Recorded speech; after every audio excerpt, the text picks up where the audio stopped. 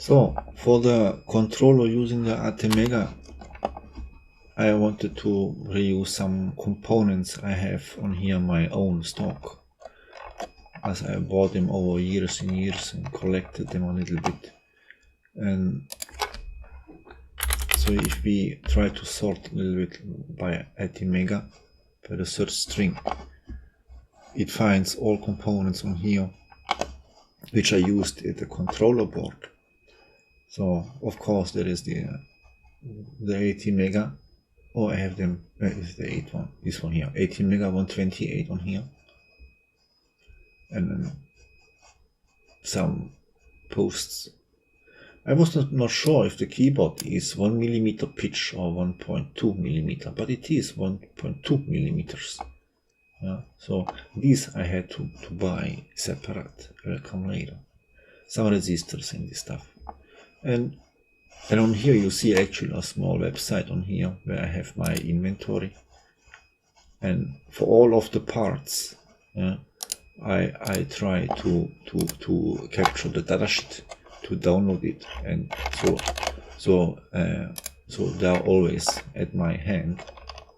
Yeah. On this one here, optocoupler. So yeah, so these parts.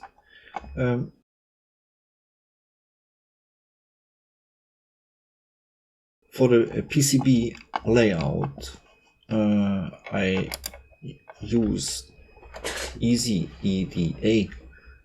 I'm not using keycard as I had used for Capri. On here, this I tried EasyEDA, and it's free forever. Free forever.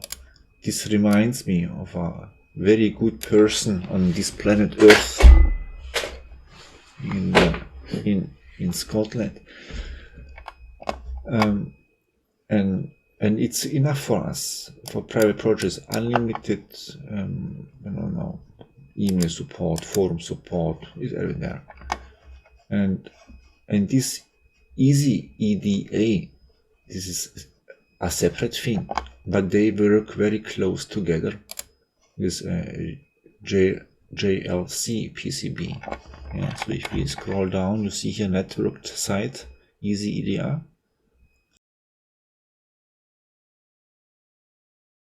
And even for components, LCSC, a different company. So these three companies, EasyEDA, LCSC, and GLCPCB, are in co-working.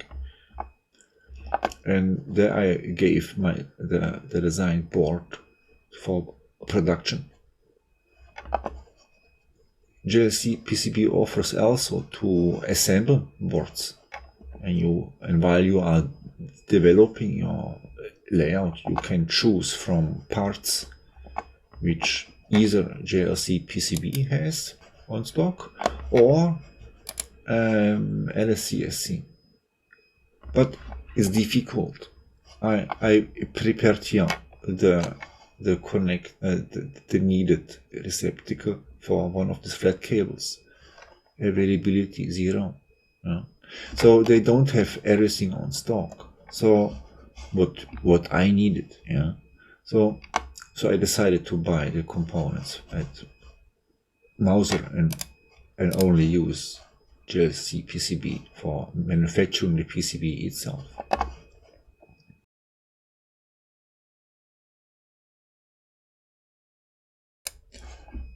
So let's have a look on some practical thing. On here, this is the EasyEDA tool.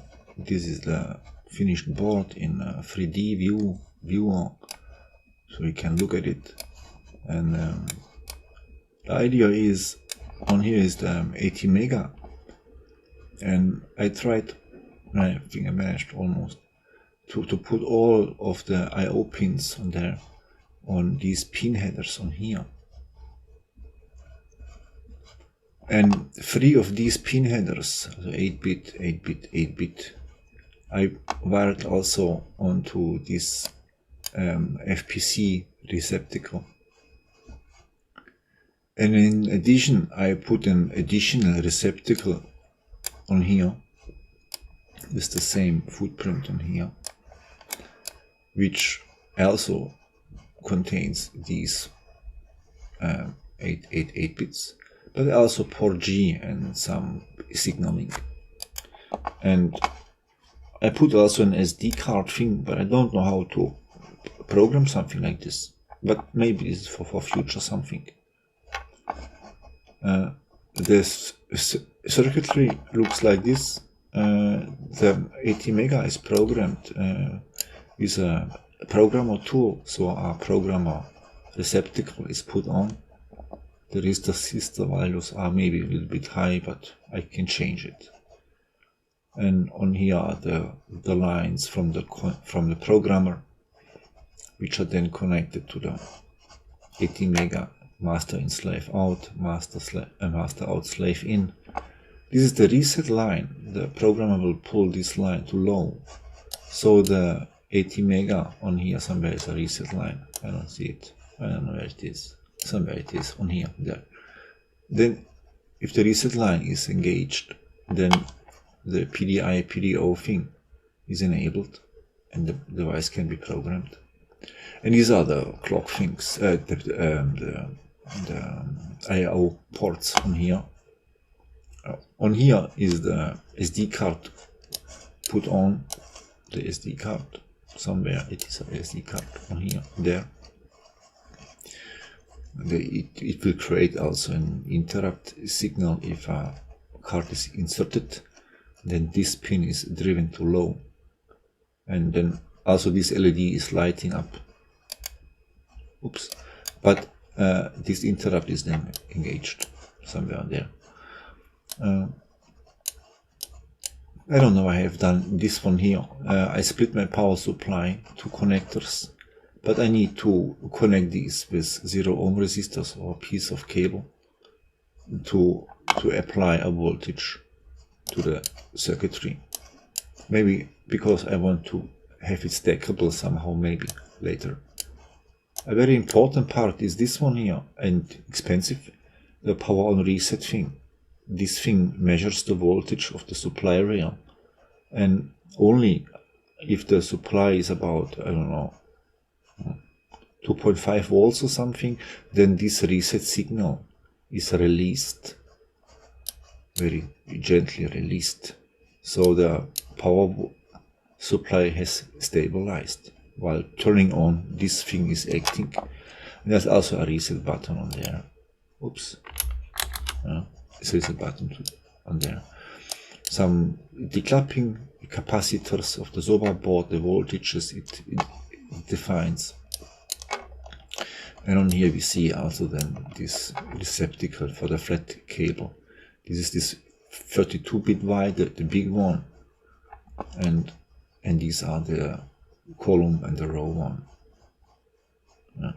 So this is the circuitry, and the layout out of it is this one here.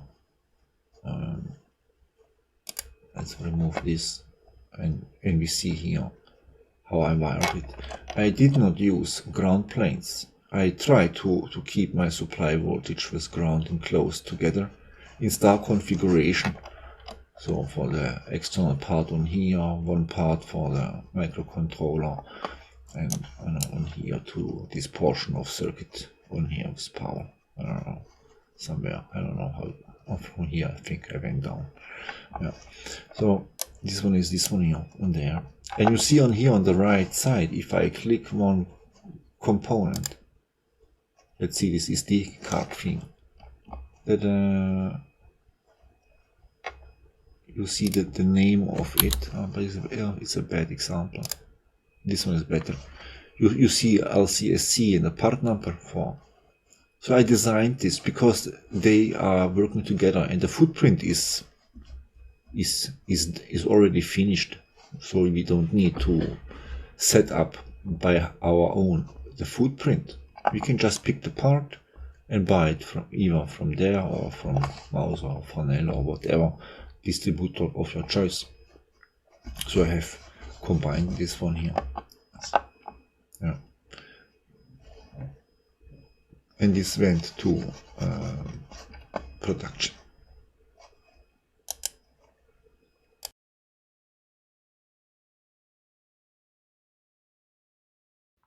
Okay, so this is the case of the lovely Amstrad 6128 Plus. I have bought this empty case. Okay, I have also a keyboard with it. Yeah. But that's all what I have. It's a French keyboard. If somebody needs it, just drop me a mail. And I want to remove the color because I have painted it. You can see it. I have painted it here, you see, on the back side.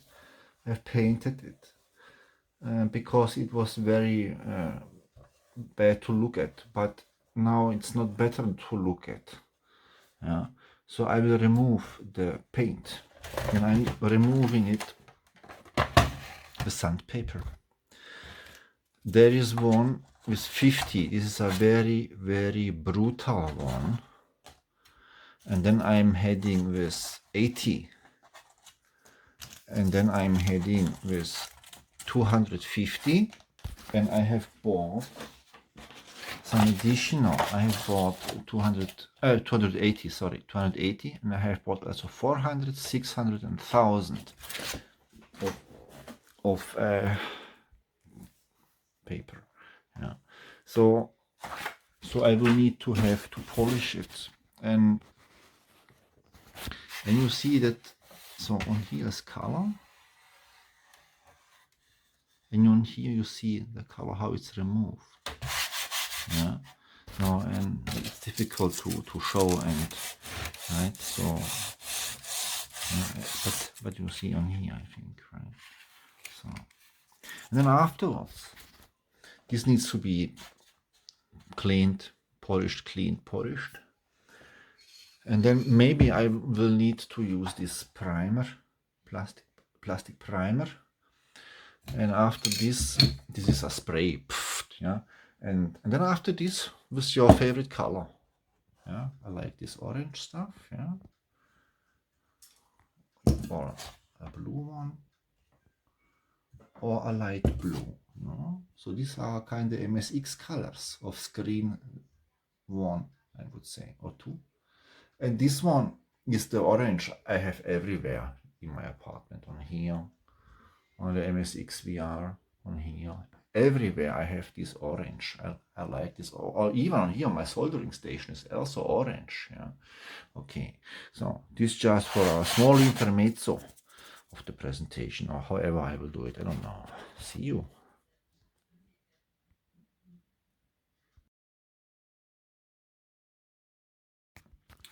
So now I finished the first row. This is water.